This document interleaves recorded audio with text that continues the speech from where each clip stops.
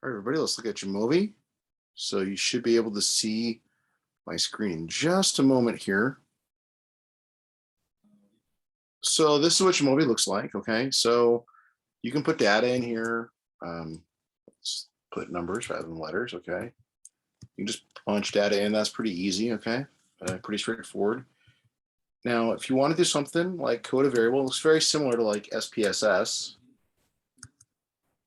like that. For example, you can double click one of these and you can change what type of variable it is. And I probably would do a lot more continuous or ordinal. You can say, this is the types cars my friends have. And now that's what that says. You click this to get out of there. And now we have a named variable or a coded variable.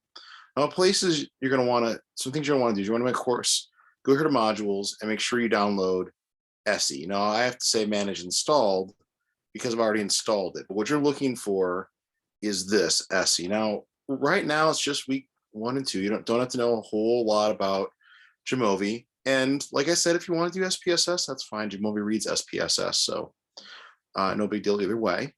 And I have my lectures that are already posted to talk about that. When we're here on SE, after you've downloaded this, you click on module, and then I'm showing it. I'll show that again just so everybody's clear. I clicked on manage installed. You're looking for this, but it'll be under your available, not your installed. It's under my installed because I've already installed it. Anyways, so you do exploration descriptives.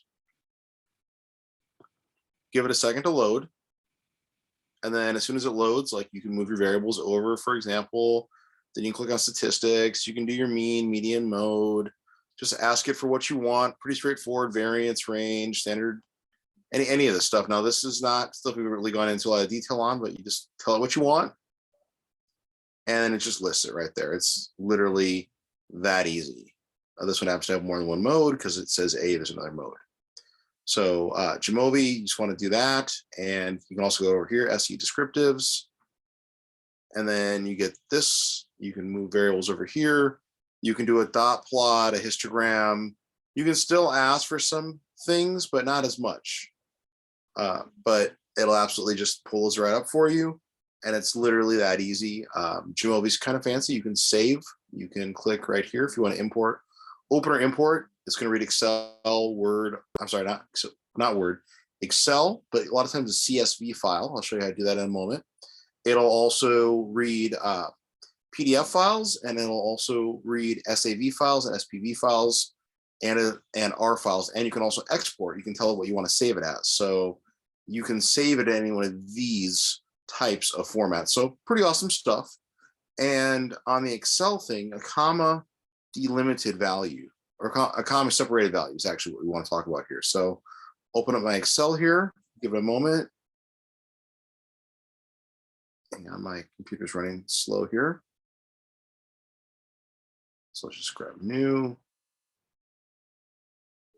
And let's make this the whole screen here so you can see that.